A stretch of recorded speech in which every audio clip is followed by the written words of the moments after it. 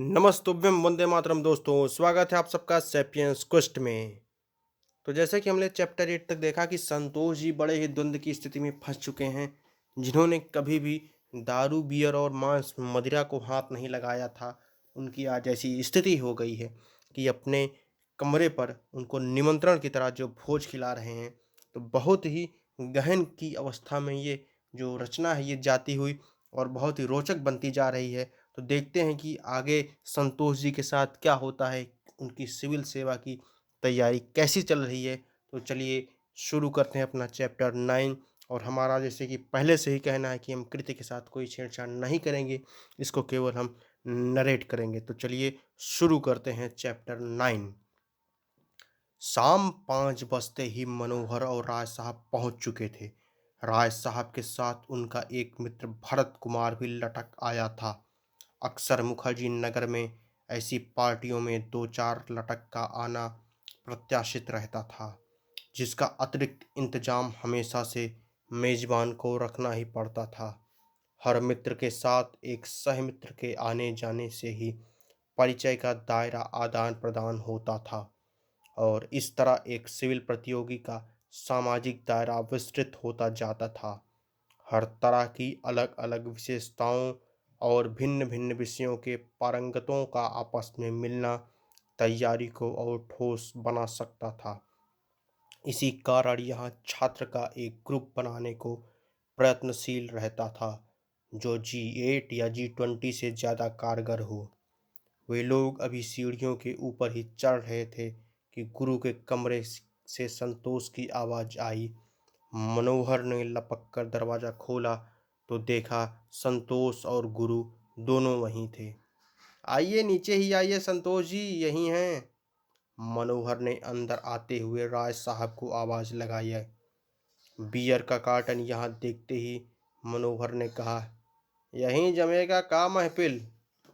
हाँ यहीं जमा दो।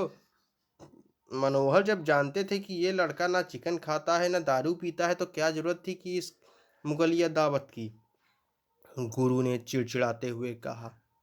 राय साहब अंदर घुसते ही गुरु के तेवर देख अकबका गए और फोन निकाल उल्टे पांव बाहर आ गए। मनोहर गुरु की बातों और उसके मिजाज से भाली भांति परिचित था और उसकी हर कड़वी मीठी बातों को सहज ही लेता था।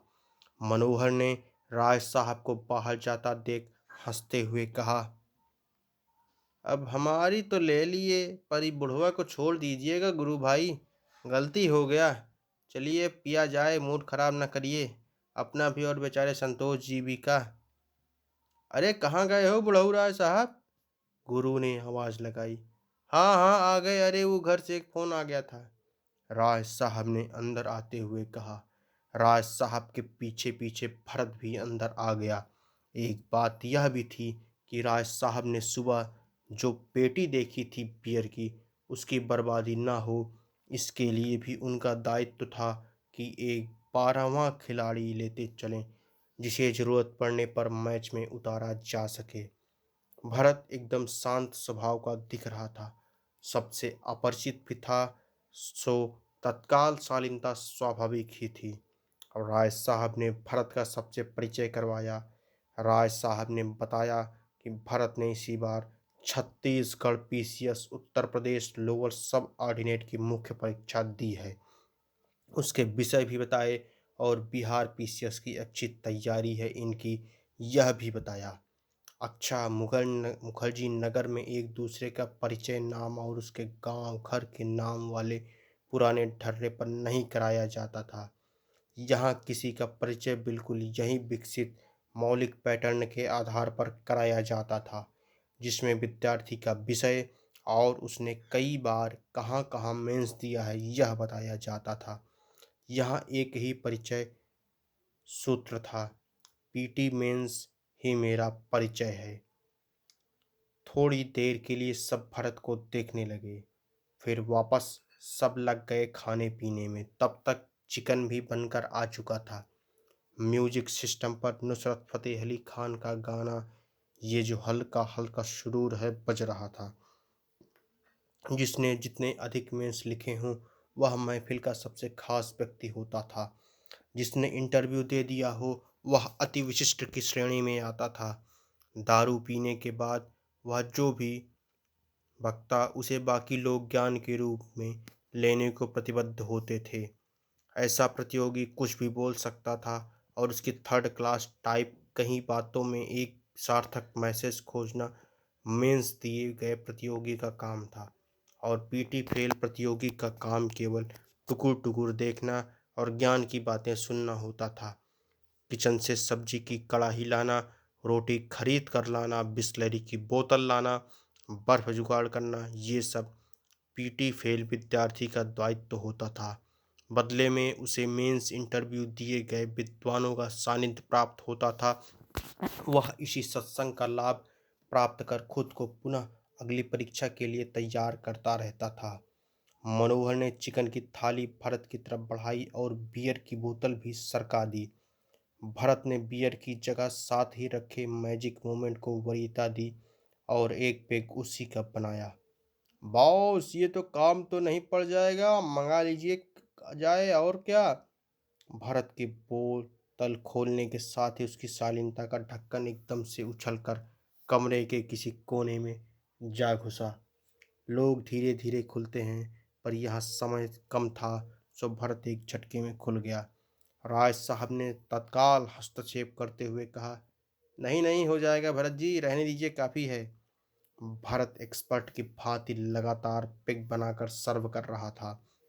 जब बियर को साइड में हटाकर रख दिया गया था फिर सब ने संतोष की तरफ देखते हुए कहा, उसके कमरे का जयकारा लगाते हुए चीयर्स किया।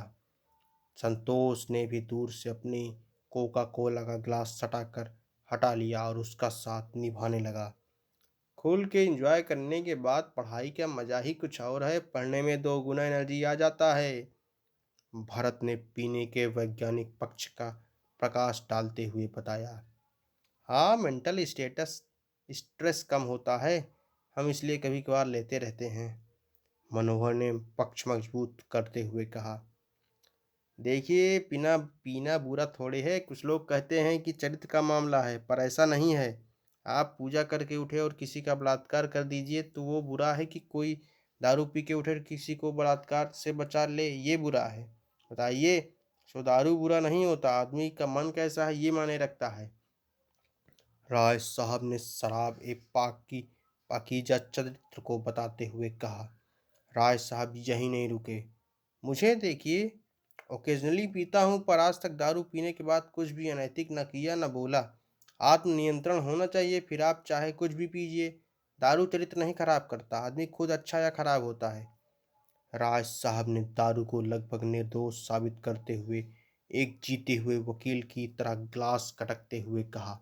आत्मनियंत्रण के महत्व को रेखांकित करते हुए उन्होंने दारू के अलावा सिगरेट वगैरह के लिए भी माहौल तैयार कर लिया था। हाँ राय, दारू चरित्र नहीं किडनी खराब करता है, हल्के पीजिए आप। एक पैक पीते ही घोलट जाते हैं और यहाँ ज्ञान दिखा रहे हैं। गुरु ने बड़ी निर्ममता से कहा। सब ने ठहाका लगाया। संतोष ने भी ठहाका टाइप लगाया। उसके अंदर की खलबली शांत भी थी और नहीं भी थी। वह जो देख रहा था उसे यहाँ की ज़रूरत समझ रहा था, पर वह जो सोच रहा था उसकी ज़रूरत थी।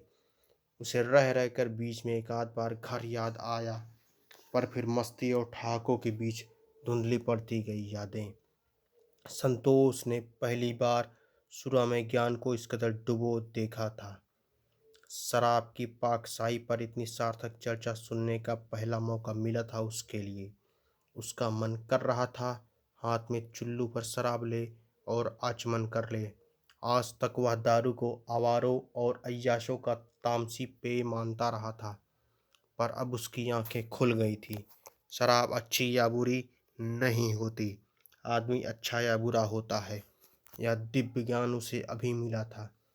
वहाँ मौजूद हर आदमी उसे हरिवंश राय बच्चन टाइप दिखाई दे रहा था और उनकी कही हर बात मधुशाला को साकार करती हुई प्रतीत हो रही थी। संतोष बिना पिए ही उस मस्ती के माहौल में तैर रहा था, कभी डूबता कभी निकलता। रात ऐसे ही गुजर गई। तो देखिए हम लोग का आज ये चैप्टर 9 था, ये समाप्त होता है। इसके बाद नेक्स्ट चैप्टर 10 को हम अगले वीडियो में करेंगे।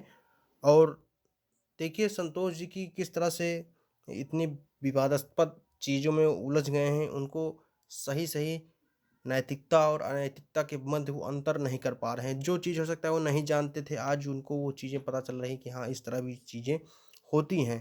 तो बहुत ही देखिए गमगीन मुद्दा आ गया है इस रचना में, डार्क हॉर्स में। तो देखते हैं आगे क्या होता है, संतोष जी कैसे इन सब जो इनके सामने द्वंद की स्थिति उत्पन्न हुई है, उससे कैसे निकलते हैं उलझ करके।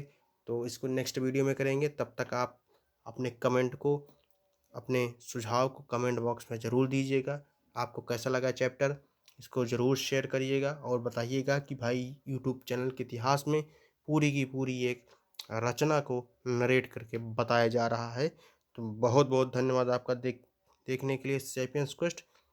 देखते रहिए इसको और सुनते रहिए इतनी अच्छी और रोचक कहानी को। नमस्तुभ्यम, वंदे मातरम दोस्तों।